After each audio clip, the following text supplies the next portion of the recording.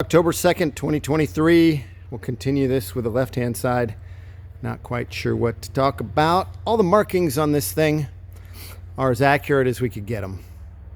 There was a picture of a two-seater at Lossiemouth, LM, where this one was based. And they were based on that. There was discussion with the people that really know this stuff about that that's what it should actually look like, but at the end of the day, we had a picture, so we're going with that. It's the only one that we know of, so there you go. So all the markings are as correct as Ken knew how to make them. You know, the little datum right here, what's that for? I don't know, weight and balance or something, but needs to be there. The little trestle here, that's the brake where you would unbolt the tail cone. No tail hook on this one, although it is set up for it.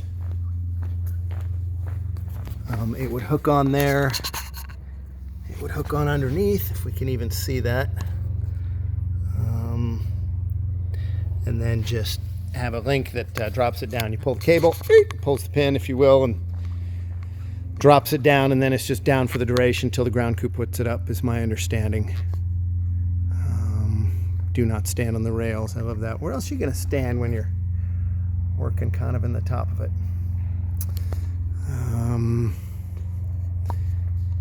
Guy named Scott locally painted it here in Auburn. Did a magnificent job. Took him about 4 months. Did it in our hangar. Not this one, but another one that we've got. And we were able to take it apart for him and really make it nice.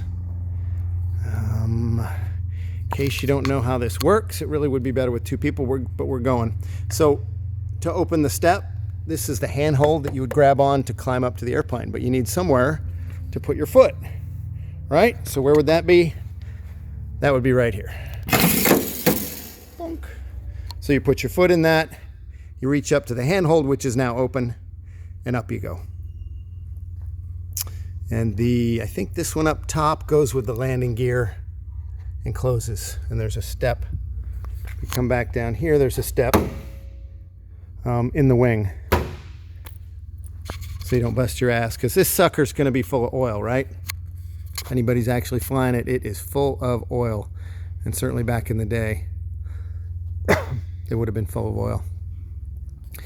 So I will attempt to do a cockpit look on another video for I've forgotten at this minute who requested that, but we'll give that a go.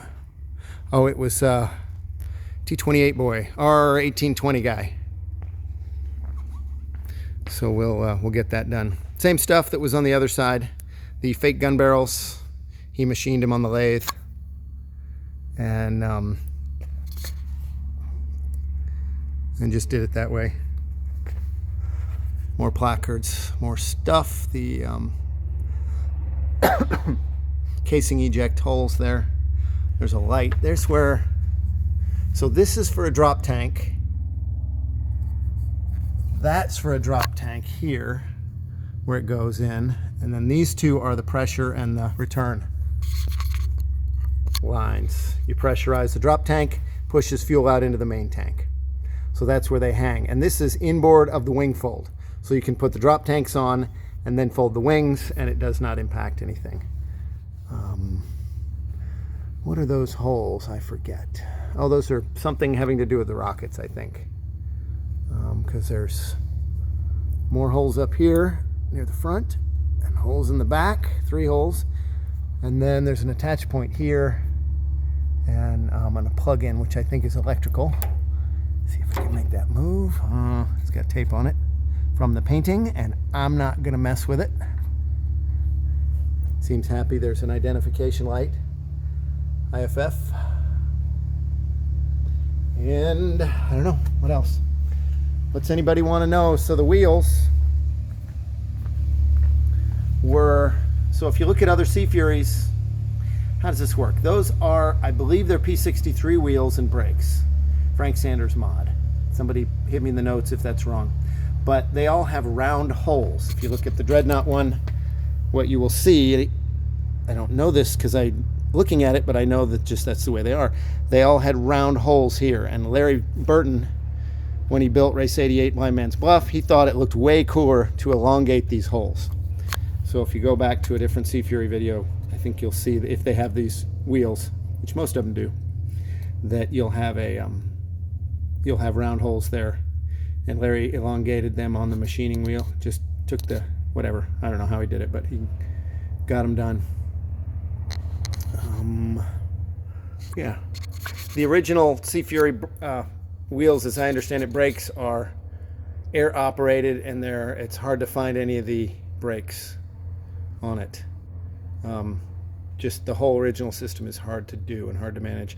Now, as I understand it, and somebody correct me from the British guys, in order to license one of these in Britain, it has to be stock and original. So it has to have everything original. You don't do the mods on it like you do here. That's what I was told, which makes it even more difficult for them to do them over there. In fact, one of the guys at Reno Hugo was from what used to be the Navy flight, and it's now a civilian sort of deal, doing the same thing, operating the same airplanes. And they've got one, and they have a 2-hour Centaurus, and they're putting on a 2800. And some people are upset that it's not going to be British, but they've crashed 2 airplanes with the Centaurus, proving they don't know how to operate it. So how about switch it over to 2800 and continue to operate it into the future? So anyway, that's what they're doing. So there must be some kind of mod. If they can swap out an engine, you'd think they could swap out the brakes. Maybe they just register the damn thing in the United States and put an N number on it and fly it over there. Who knows? In the wheel wells, everything, of course, came out during the restoration. 7 minutes almost, so we're going to shut off pretty quick here. But everything came out. There was just nothing in here. Every tube, everything. In fact, there was no real hydraulics that you would recognize in here, because it was all the British stuff was taken out, thrown on the floor, and just a new system hand built by Jimmy Flanagan, and one that he knew how to operate. So that's the way that worked. Had its challenges for sure. Had its challenges. So that's a bit about the left side and a bit of yakking, and I fear I've gone on too long and lost everybody. But that's what you got at this moment. So, one last shot of the sign, in case you didn't see it at the races last year.